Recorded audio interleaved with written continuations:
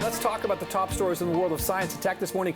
Tech expert and science, genius whiz Dan Riskin is here. Hey, Dan. Good morning.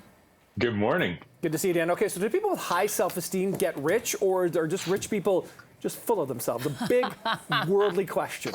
There's no question that rich people are full of themselves, but the question is that what made them rich, or did they just get that way because they're rich? And so there's a Dutch study, 4,000 people, tracking how their income changed over 4 years, but also tracking their self-esteem, asking them periodically how they feel about themselves. And do you see that there's this boost in self-esteem, which suddenly results in them getting a raise at work, or is it the other way around? It's the other way around. It's absolutely that when somebody gets an increase in their income, they all of a sudden feel much better about themselves. And so when millionaires tell you just have to believe in yourself like they do, and you'll be a millionaire, you're actually getting some bad advice there. Wow. That's not really what does it.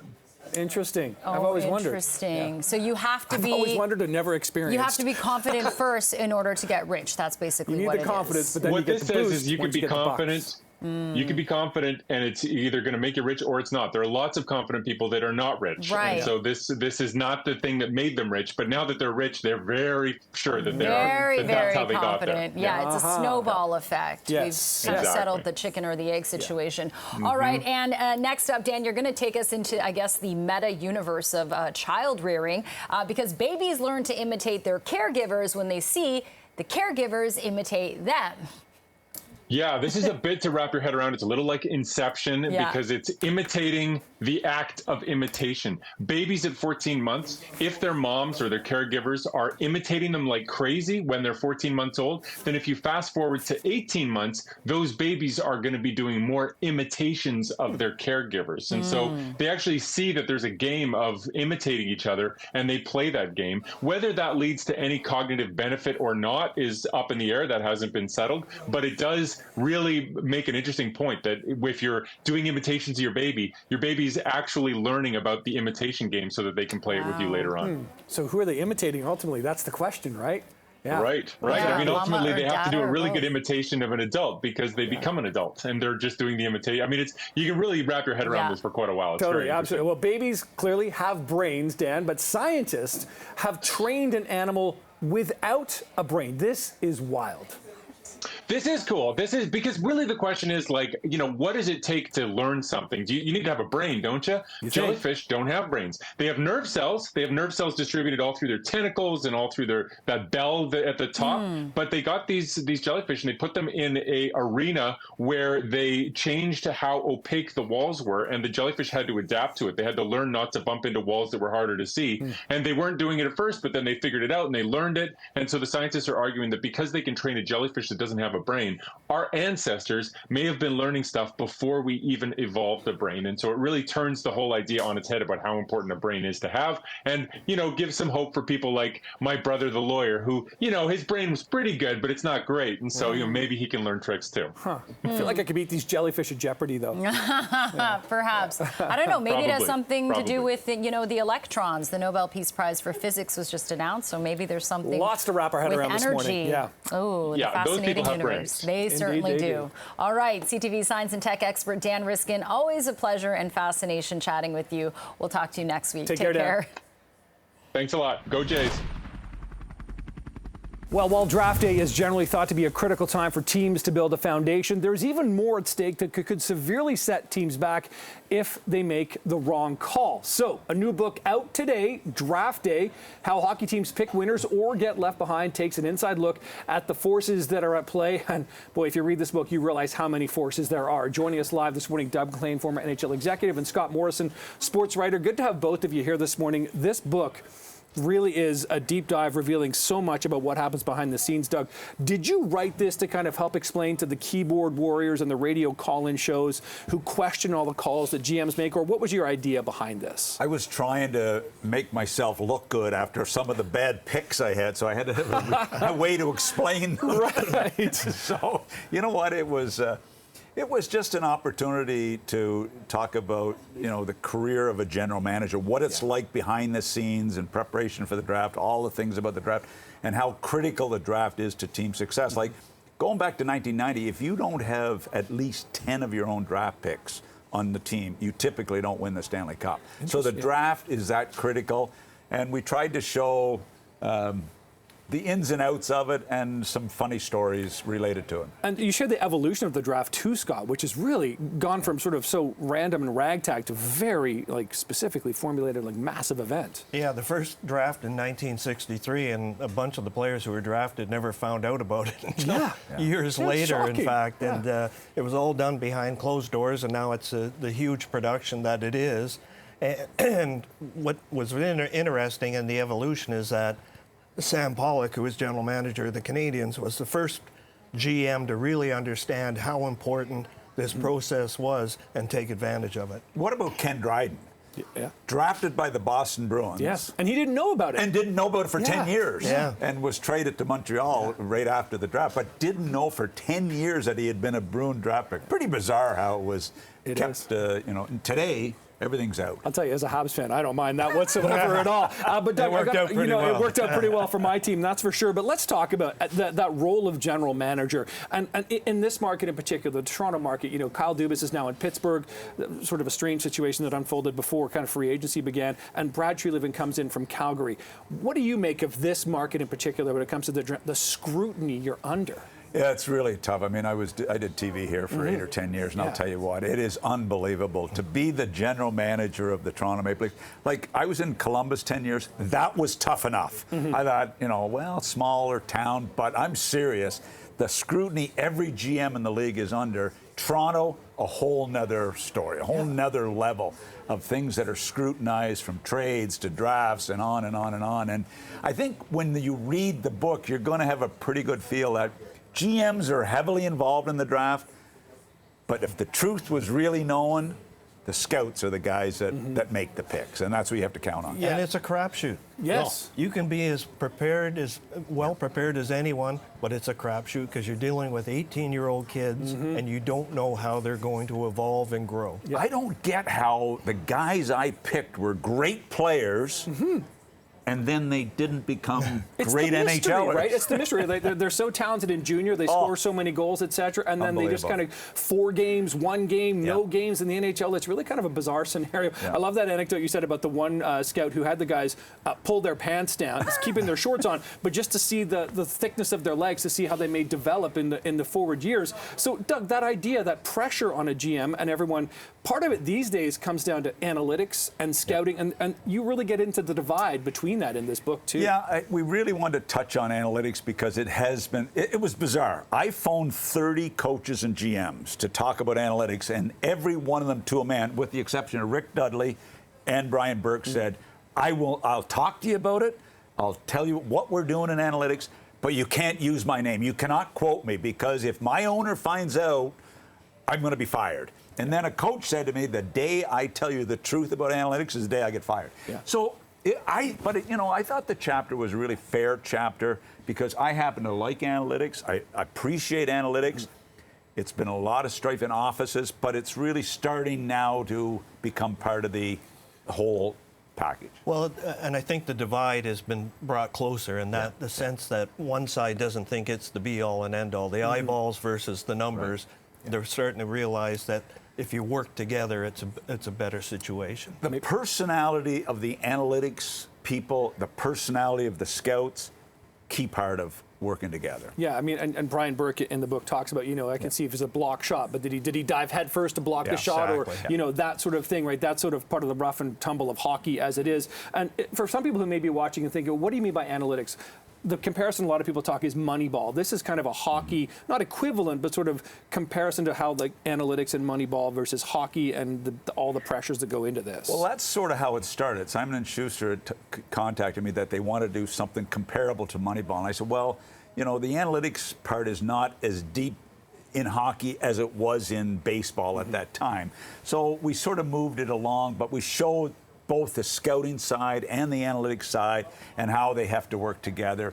I got a kick out of the baseball manager. Madden said, hey, I love analytics. Just tell me the time. I don't want to know how the watch was built. I thought that was one of the greatest quotes. And I don't want the analytics people in my dugout. I don't want them in my clubhouse, but I want their information. But it's changing now. It's becoming part of the whole package. And Scott, has the sort of hockey industry been paying attention to this book? Because you both really do reveal quite a bit about behind the scenes, more than we've seen before. Yeah, I think and that's one of the things you want to do in the media business is take people where they can't get and show them what happens behind the scenes and the process that goes into an event such as a draft that's so important to the building of a hockey team. And there's a chapter in here that I think a lot of hockey fans will really enjoy because there's a lot of new information, and it's the story behind the story of Eric Lindros. Yes, and an entire chapter. Not how he was drafted, but the draft that led to his being traded. Exactly, yeah. And all the information came from Pierre Paget, who was the GM at that time, and he kept every note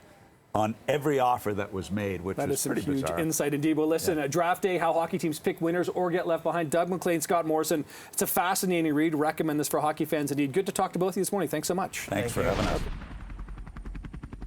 Here we go for Kelly. Short yardage, tries it himself. Breaks free and scores. The Cats. All right, if you haven't been paying attention, where are you? Because the Toronto Argos have had a dominant season over their entire CFL rivals, currently standing at 12-2 in the division. That record good enough to clinch the top spot of the CFL's East Division, and the franchise is also celebrating its 150th anniversary this Friday, October the 6th. Yes, and to share how the team will be honoring the past, present, and future, we're joined by Toronto Argonauts General Manager, friend of the show, Michael Pinball Clemens. It's so good to see you again. It's always good to see you guys. Glad you're here. I get this wonderful energy every time I come here, Well, and the last segment, yes, I mean it's just waking up with you is that's awesome. That's Appreciate how that. we Thanks. feel We feel the same way. as well. Okay, so Michael, let's talk about the 150 years. It would be rude if can I interrupt? Yes. Let's go Blue Jays. I'm sorry. I had to get that. I grew up in Dunedin, Florida, so I had to get that in there. And so I'm glad you're rooting for the Blue Jays. Yeah. Big game today, do or die. But it looks like, look, in terms of the Argos, they're doing so well, and it's so fitting given it's 150 years. This is kind of the longest running franchise in North America with the same name. So talk about what that means to you to kind of be, the leader of this team essentially. Well, I'm not the leader, right? It's my job to serve everybody else, right? So I'm the head server. Yeah.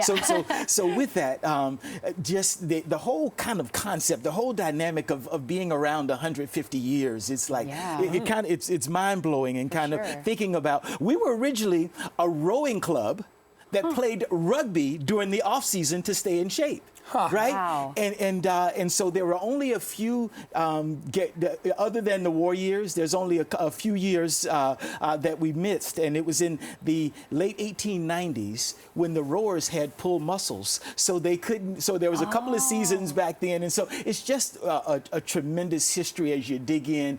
There's so much to it. It really speaks to what is one of the greatest cultural icons, and that is sports in our society, right? And this was the groundswell, right? And so when we look at that and our history in hockey, those two things probably propelled sport more than any other thing in our country. And to go back and to think of the Joe King Crolls and all of those guys historically is a wonderful tribute, but it's also, I think, a purview into where do we go from here, and what does tomorrow look like? And so both a time to kind of be a little bit reflective, but also an opportunity to look ahead. Yeah, so Pinball, you're obviously looking ahead to Friday as well, because it's a special game as you also look back and sort of honor some Argo legends that are still around. Yes. Obviously, you'll go way back in the past too, but what can fans expect for Friday night's game then?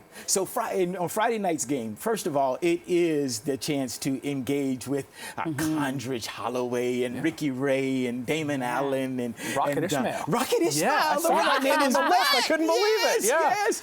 Chad Owens and Mookie Mitchell. All of these. So they'll be there live in the flesh. And so first it's that opportunity to see, feel, touch, right? And then from there we'll actually have some additional engagement. There'll be a special halftime presentation that happens for the 150th safety, and we hope to play some really good football that day. Yeah, too. let's hope. Yeah. Yes, and definitely a big tailgate party as well, just right by BMO Field, so fans can expect to celebrate in all kind of the partakings of CFL yeah, and celebrations. And there's so many. There are like 100 or more guys that are coming back, and they will all be a part of that tailgate. So you'll get a chance to meet them, okay. to touch them, to have autographs signed. So it is going to be just a tremendous opportunity to look backwards and forwards. Yeah. Okay. And there's something potentially pinball as we got to let you go. Time's running out here, but we have a bit of a giveaway for you as well here. So Mike, thanks for joining us this morning. Thank Always you good so to talk. much. All right. Thank you so very So much. as we say goodbye to you, we Okay. want to advise our viewers, this is your chance to win a pair of tickets to see the Argos versus Elks on October the 6th for the special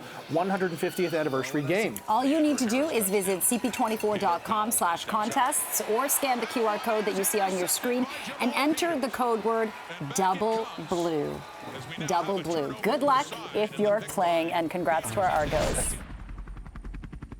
Blue Jays postseason is already over. This one is lined fair down the left field line. It'll ricochet. They managed to get a couple of runners on in the first base or the first inning, but were unable to get them home. The Twins opened the scoring in the fourth after loading the bases. Don't swing at the one.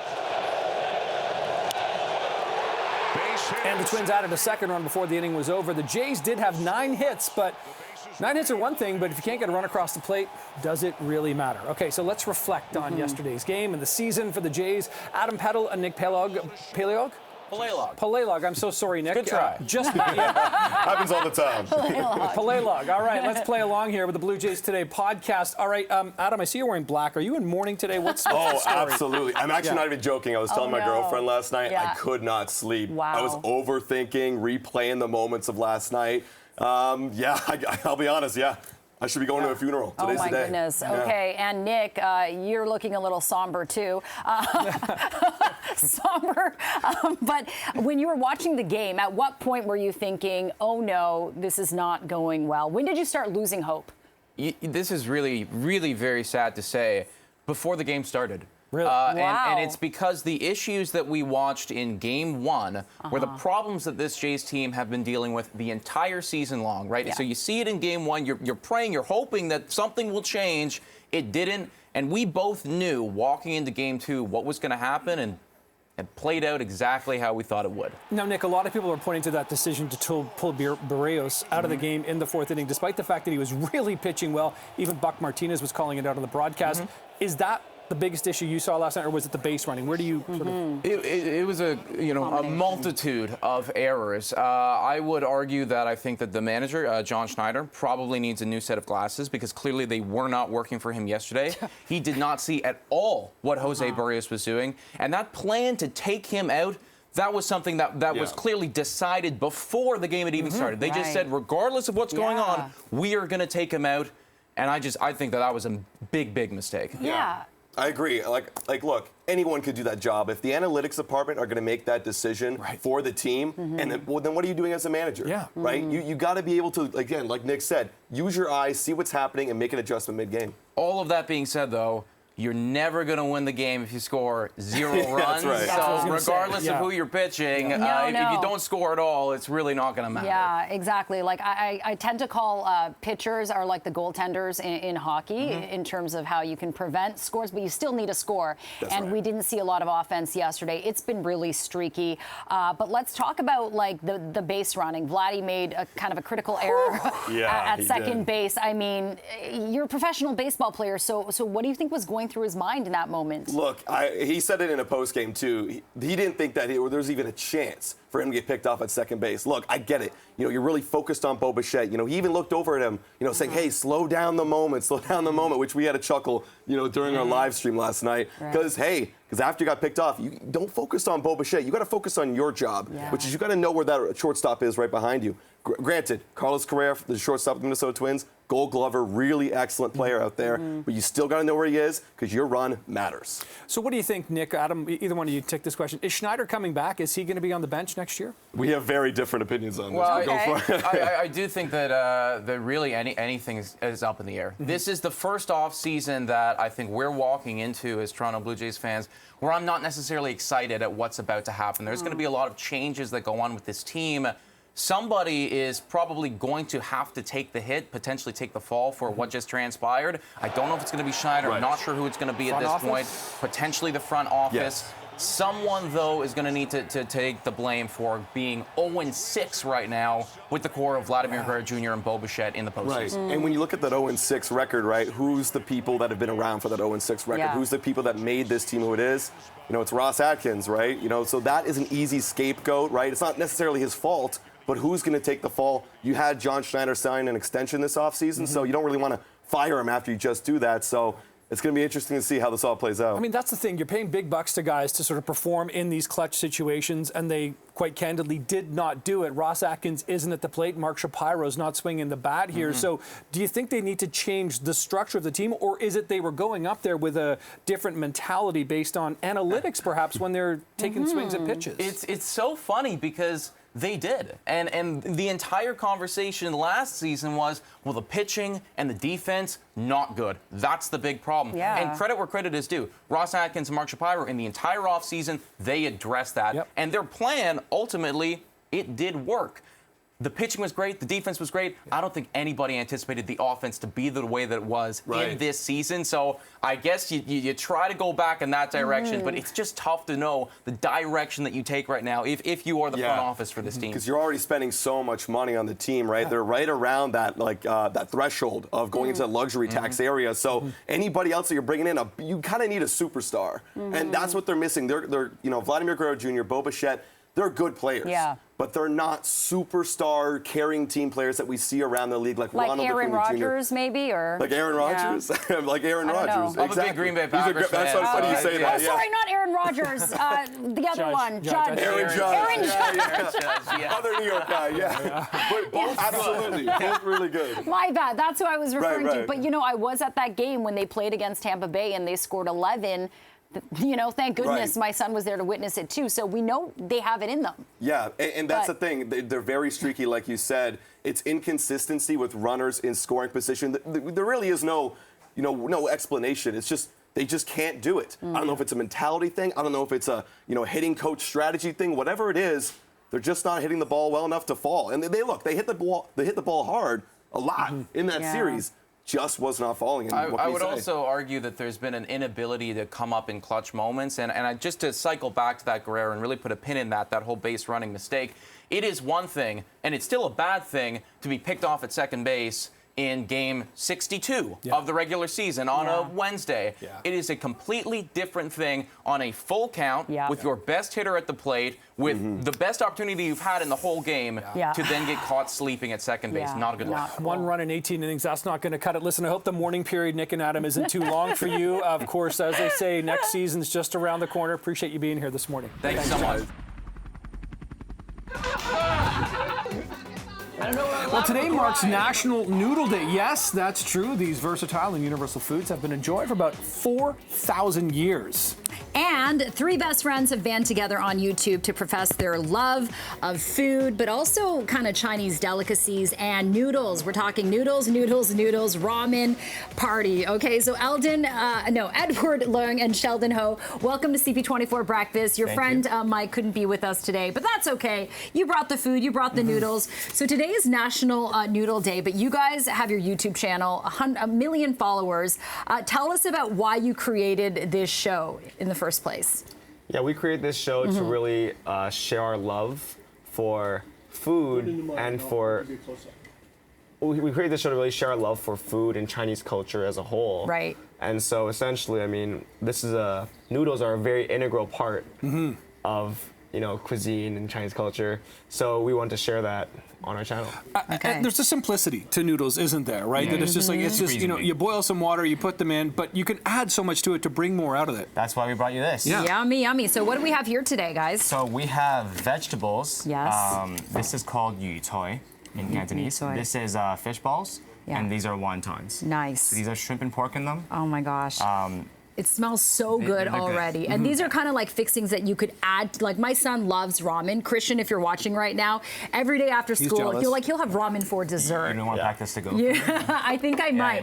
But by adding these things, you're adding the protein and the veggies, so it's not just like this carbs with, you know, a lot of people fear MSG in a bowl. Yeah. So how do you make sure you're getting the healthy ramen when you guys buy it? The key is just, I mean, the ramen, it's all going to be, you know, the ramen as it is.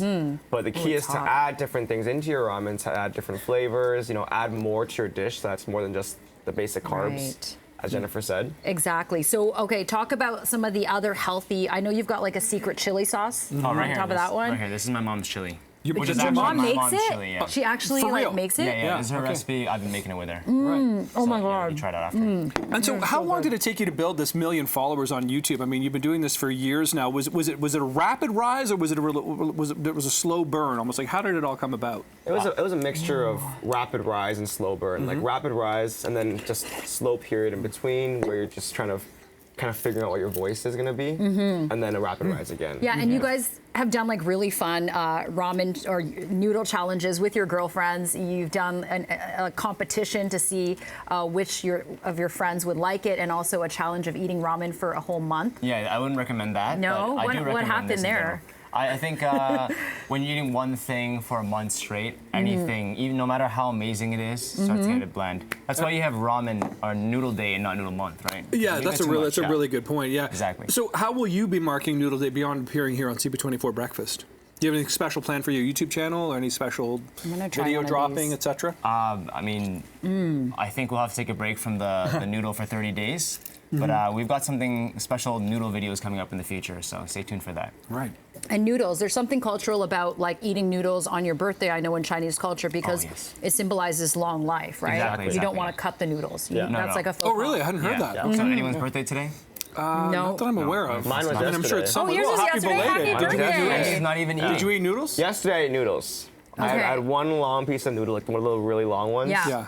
Just to And we're looking at hopefully- vids of you guys doing like hand pulling noodles. So Yeah, that's like we a have done totally that. different thing. What goes into the process of like hand pulling your own noodles? Oh, that's like you need like hundreds of years of training for that. Yeah, you watch that video, you see how badly I messed up. But there's actually a lot of skill that goes into it. Right. And it looks kind of like cool and easy. But it's not. On the outside, but it's actually really tough. So yeah. But what was a really fascinating fact from that video was, well, we were with the chefs, and he said on average, when a customer places an order at a restaurant, it takes about 30 seconds for him to go from like order to serve. From dough to noodle. Yeah, from dough to 30 serve. seconds, Yeah. because 30 seconds. that's how fresh it is, right? Exactly. That is like it's like remarkable, fresh yeah. pasta. Yeah. No, this is good. I mean, this is like a university staple, right? But there's so it's many. It's so versatile. There's so many delicious. options here. Yeah. Listen, thank you. There's both. a few more Go things ahead. here. Oh yeah, tell us about right, these. Would you like to try this? Is cilantro. Seaweed. Cilantro Seaweed, and that's green onion. Green onions, and if you guys can handle your spice. Do it. I Let's put can. it in. Let's try Yeah. your mom's Yeah, try the some. chili. Yeah. So where can you get this at? Like, is it at mom's- Loblaws or Chinese His food mom's stores? Oh, I cabinet. wish it was at Loblaws. No, we just started out, but if we can get that in retail, that'd be great. But people can order this online. Just put it on here. Okay, yeah. My mom's because it chili.com. smells so good. MyMom'sChili.com. Yeah, literally my mom's chili. Okay, I gotta try this because it Fire it up on smells here. I want to see how so this goes. good. Yeah. You might fall in love with it. See, Probably I will. am gonna make my kids' ramen so much healthier now, thanks to you guys. Yeah, I mean, this so is I great. really appreciate it. Happy National Noodle Day. Thank you both for being here. Edward and Thank you. Sheldon, thanks so much, guys. for Bon having us. appetit. Happy Noodle International or National Noodle Day.